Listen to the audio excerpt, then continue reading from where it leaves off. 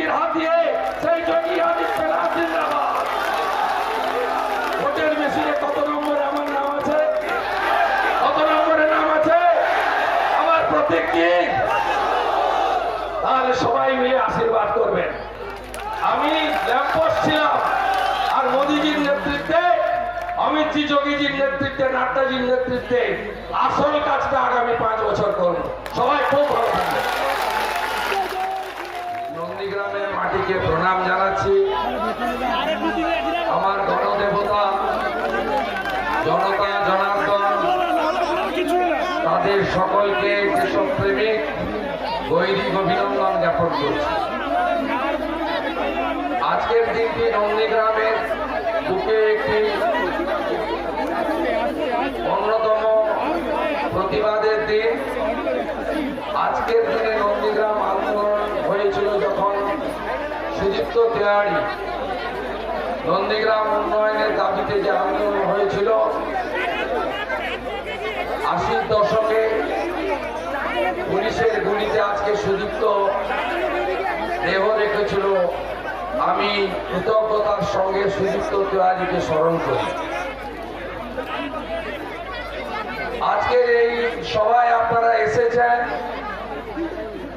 গোটা ভারতবর্ষের মানুষ যাকে শ্রদ্ধার চোখে দেখে, যার আত্মত্যাগ, যার ভারতবর্ষের সংস্কৃতি সনাতনী ঐতিহ্যকে রক্ষা করার লড়াইতে হিমালয় পর্বতের মতো সুউচ্চ ভূমিকা এবং উত্তরপ্রদেশ ভারতবর্ষের সর্ববৃহৎ রাজ্যের সফল মুখ্যমন্ত্রী সম্মানীয় যোগী আদিত্যনাথ জিকে मैं मेरा दिल से कोटि कोटि नमन। এখানে ধর্মেন্দ্র প্রধান জি আছেন, উনি শুধু ক্যাবিনেটের মিনিস্টার নন,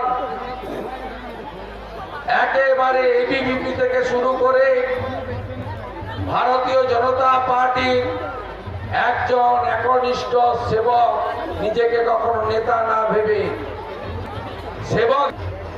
উপস্থিত আছেন অনেকেই আছেন আমাদের সঙ্গে। সেই শহীদ পরিবার, তাদেরকে স্মরণ করি যারা জমি রক্ষার আন্দোলনে বামফ্রন্ট সরকারের হাতে খুন হয়েছিলেন 7ই জানুয়ারি, 14ই মার্চ এবং 10ই নভেম্বর। আমাদের নন্দীগ্রাম বিধানসভার তমলুক সাংগঠনিক জেলা এবং 5টি মন্ডল সভাপতি সহ সমস্ত পার্টির পরিবারের দায়িত্বশীল কর্মকর্তা আছেন, তাদেরকে সম্মান জানাই। যোগীজির হেলিকপ্টার ফিরবে, আমরা সবাই যোগীজির বক্তব্য শুনবো। তাই আজকে বেশি বলে আমি দীর্ঘায়িত করব না। আজকে আপনারা জানেন যশস্বী প্রধানমন্ত্রী নরেন্দ্র মোদীজি গতকাল কাঁথির ঐতিহাসিক সমাবেশে 3 লক্ষ মানুষের উপস্থিতিতে বলেছেন যে মাননীয় পশ্চিমবঙ্গের তৃণমূল কংগ্রেস প্রাইভেট লিমিটেড কোম্পানির মালিক, তিনি নন্দীগ্রামের মানুষকে বারে বারে অপমান করছেন। অ্যাক্সিডেন্ট, দুর্ঘটনা ঘটনা ঘটতেই পারে।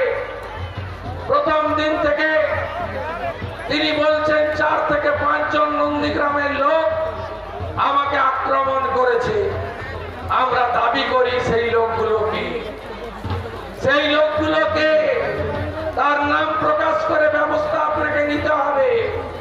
আপনি পুরো নন্দীগ্রামকে প্রত্যেক দিন অপমান করছেন, বলছেন সিপিএম আমার মাথায় মেরেছে, সিপিএম আমার কোমরে মেরেছে, নন্দীগ্রাম আমার পা ভেঙে দিয়েছে। এই নন্দীগ্রামকে আপনার অপমান করার অধিকার নেই। আমরা কি গ্রামে থাকি? আমরা কৃষক পরিবার, আমরা পিছিয়ে থাকা পরিবার। সেই কারণে কি আপনার মতো অহংকারী, দাম্ভিক, ক্ষমতার শীর্ষে বসে থাকা একজন প্রশাসনিক কর্তৃক যা খুশি বলতে পারে, এটা আপনাকে বন্ধ করতেই হবে, নচেত প্রমাণ দিতে হবে। পশ্চিমবাংলার এই নির্বাচন, একদিকে তৃণমূল কংগ্রেস বলছে খেলা হবে, অন্যদিকে মোদীজি বলছেন বিকাশ হবে, চাকরি হবে, উন্নয়ন হবে, পিএম কিষাণ হবে, আয়ুষ্মান ভারত হবে, গরিবের বাড়িতে পরিশ্রুত পানীয় জল আসবে। আজকে আমরা উন্নয়নের নামে ভোট করব। আমি যোগীজিকে প্রণাম জানাবো। 30 তারিখে অমিত শাহজি আসবে। একটু আগেও আমাকে ফোন করে খবর দিয়েছেন, বলেছেন ভাইয়া নন্দীগ্রাম ঠিক হয়। আমি বলেছি আপনাদের উপর ভরসা করে, যে নেতাকে নন্দীগ্রাম ঠিক আছে, নন্দীগ্রামে নরেন্দ্র মোদীজির প্রার্থী জিতবে, এখানে কখনো বেগম জিতবে না। বাংলাদেশ বানাতে চায়। আমরা যারা তৃণমূলে ছিলাম, আমরা এই কোম্পানির কর্মচারী হতে চাইনি, বেরিয়ে এসেছি। আমাদের আত্মসম্মান আছে। একজন মুখ্যমন্ত্রী, তিনি যখন অবন্তিপুরায় সিআরপিএফ এর জওয়ানরা আত্মবলিদান করলেন, মোদীজির নেতৃত্বে ভারতের সামরিক বাহিনী পাকিস্তানের ভিতর ঢুকে বোমা ফেলে এলো, তিনি নবান্নের গেটে দাঁড়িয়ে বললেন প্রমাণ কোথায়। একজন মুখ্যমন্ত্রী, তিনি ভারতবর্ষে 4টে ক্যাপিটাল চান, 4টে রাজধানী চান। আমরা বলি কাশ্মীর সে কন্যাকুমারী, দেশ हमारी, দেশ हमारी, ভারত মজবুত করো।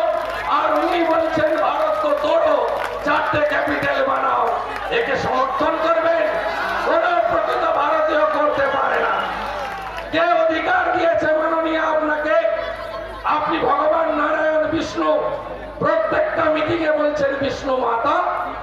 আপনি আমাদের ভগবানের লিঙ্গ পরিবর্তন করে দেবকে দেবী বানিয়ে আপনি এটা পারেন না। আপনি সনাতন হিন্দু ধর্মকে অপমান করতে পারেন না।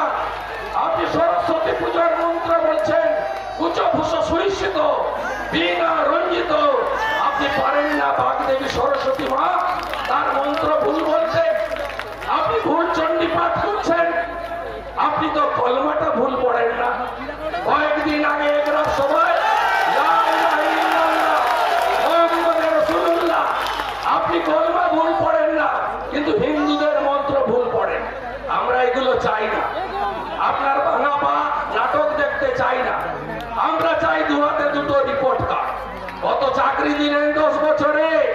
চাকরি নাই, তৃণমূলের ভোট নাই। কত শিল্প আনলেন? শূন্য। আপনার রাজ্যে শিল্প এলো না। ভারতবর্ষের 10 কোটি লোক পিএম কিষাণ পেল, সবচেয়ে বেশি পেল যোগীজির রাজ্য উত্তরপ্রদেশে। আপনি আমাদের কৃষকদের পিএম কিষাণ দিলেন না। 10 কোটি 74 লক্ষ লোক আয়ুষ্মান ভারত পেল, আপনি আমাদের রাজ্যে চালু করলেন না। এবারে আপনাকে যেতে হবে, সোনার বাংলা হবে, ডবল ইঞ্জিন সরকার হবে, মোদীজির আশীর্বাদে যোগীজি যা চায় নন্দীগ্রাম বাংলা তাই করবে। জয় জয় শ্রীরাম, জয় জয় শ্রীরাম, জয় জয় শ্রীরাম। হরে কৃষ্ণ হরে হরে, কৃষ্ণ কৃষ্ণ হরে হরে, ভারত माता की।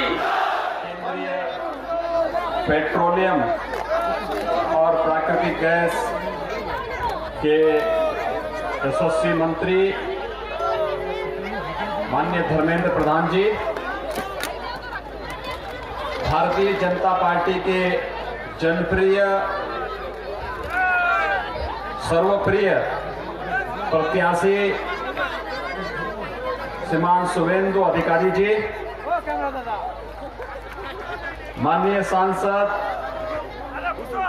श्री दिव्येंदु अधिकारी जी, मनोरंजन मिश्रा जी,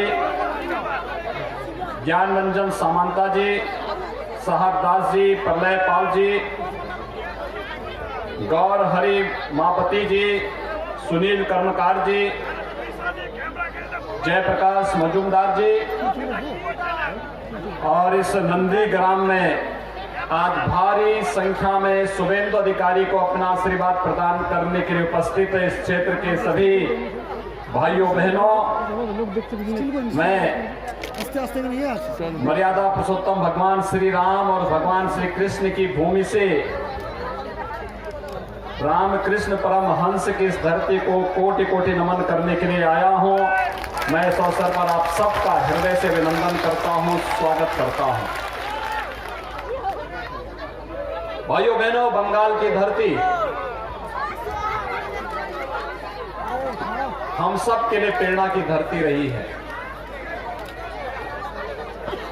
भारत के अंदर सांस्कृतिक राष्ट्रवाद के अलग को जगाने की धरती हो या फिर भारत के स्वाधीनता आंदोलन में बढ़ चढ़ करके भाग लेकर के भारत की आजादी की लड़ाई को एक नई ऊंचाई तक पहुंचाने का, स्वतंत्र भारत में भारत को एक नई दिशा दे करके आज जिस मंच के माध्यम से हम सब यहां पर आए हैं, उसका बीजारोपण भी बंगाल की धरती से ही होता है।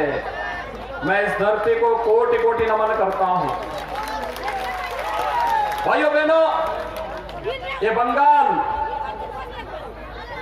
कभी चैतन्य महाप्रभु की भक्ति के माध्यम से भारत को मध्य युग से उभारने में योगदान देता है।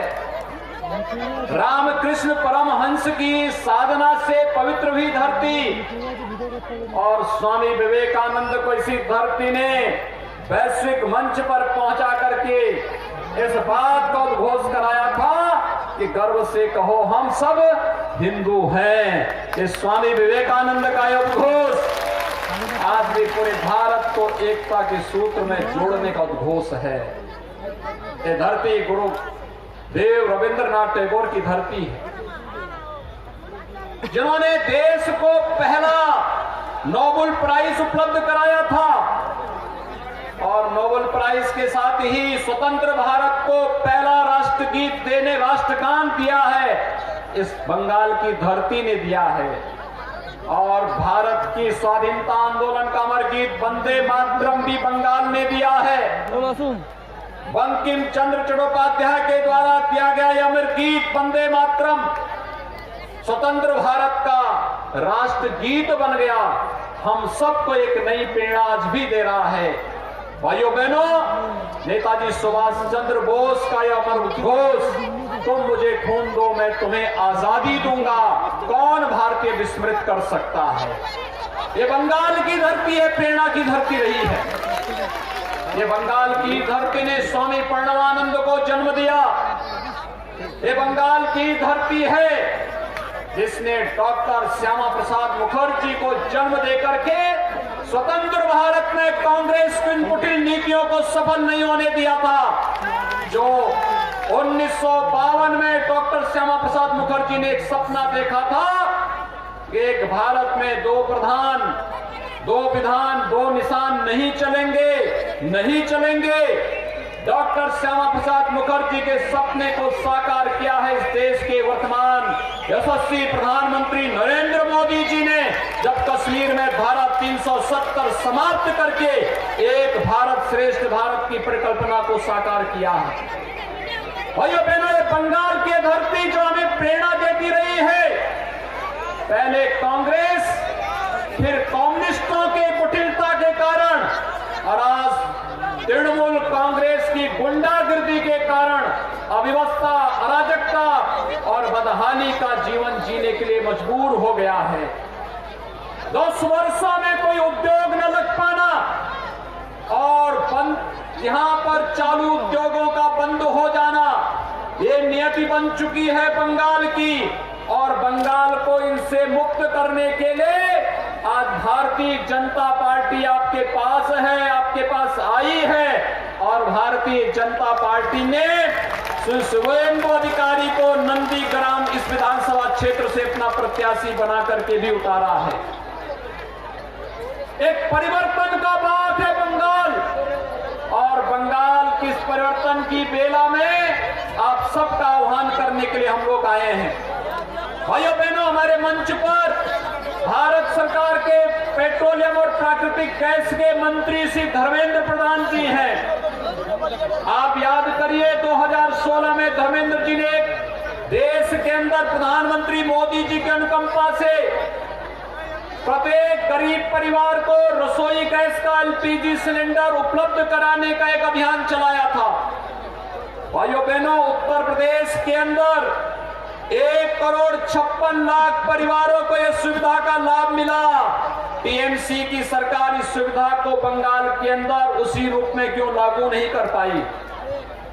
10 वर्षों से टीएमसी की सरकार बंगाल के अंदर है। भाइयों बहनों, प्रधानमंत्री आवास योजना में यहाँ के गरीबों को आवास क्यों नहीं मिल पाता है?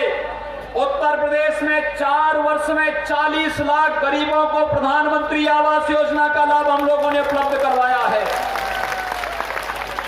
6 करोड़ परिवार, 6 करोड़ नागरिकों को 5 लाख रुपए सालाना आयुष्मान भारत की सुविधा का लाभ उपलब्ध करवाया है और 2 करोड़ 42 लाख किसानों को 6,000 रुपए प्रतिवर्ष प्रधानमंत्री किसान सम्मान निधि का लाभ उपलब्ध कराया है। ये लाभ बंगाल के नागरिकों को क्यों नहीं उपलब्ध हो पा रहा है? उत्तर प्रदेश में करोड़ों नौजवानों को रोजगार और सरकारी नौकरी उपलब्ध कराई जा रही है, लेकिन बंगाल के अंदर नौकरी भी नहीं और रोजगार भी नहीं। यहां पर हाईवे नहीं, रेलवे लाइन भी नहीं बिछने देती है। AIIMS, IIM, IIT, medical colleges की श्रृंखला नहीं खड़ी हो सकती, क्योंकि दीदी का तो इसमें कोई विश्वास ही नहीं है। दीदी का तो विश्वास है कि जय श्री राम के बोलने पर प्रतिबंध लगा दो। उत्तर प्रदेश में 4 वर्ष के दौरान हम 30 गवर्नमेंट मेडिकल कॉलेज खोल रहे हैं और 2 नए एम्स की स्थापना उत्तर प्रदेश के अंदर इस दौरान हुई है। भाइयों बहनों, 10 वर्षों का हिसाब आपको भी दीदी से पूछना चाहिए, दीदी से बोलना चाहिए कि ममता दीदी ये तो बताओ कि बंगाल के अंदर, बंगाल की पहचान है मां कालीबाड़ी, मां काली की पूजा हम सब करते हैं। 2 वर्ष पहले बंगाल के अंदर दुर्गा पूजा को प्रतिबंधित करने का कार्य हुआ था और तब बंगाल के माननीय उच्च न्यायालय ने एक आदेश जारी किया था कि उत्तर प्रदेश में अगर दुर्गा पूजा हो सकती है तो बंगाल के अंदर क्यों नहीं हो सकती है, और यही पूछने के लिए मैं फिर आया हूं। उत्तर प्रदेश में हमने किसी पर्व और त्योहार को प्रतिबंधित नहीं किया, लेकिन दुर्गा पूजा को पूरी भव्यता के साथ आयोजित करने का कार्य किया। सरस्वती पूजा पे कोई प्रतिबंध नहीं। उत्तर प्रदेश की आबादी 24 करोड़ है। जितनी उत्तर प्रदेश की आबादी, जितने उत्तर प्रदेश के अंदर आबादी है, उसमें हम लोगों ने किसी को रोका नहीं। आप त्योहार मनाइए, दुर्गा पूजा भी करिए, सरस्वती पूजा भी करिए, कावड़ यात्रा भी निकालिए, रामलीलाओं का आयोजन भी करिए, रोजगार और नौकरी भी देंगे, किसान सम्मान निधि भी देंगे, हर गरीब को मकान भी देंगे, हर गरीब को शौचालय भी देंगे।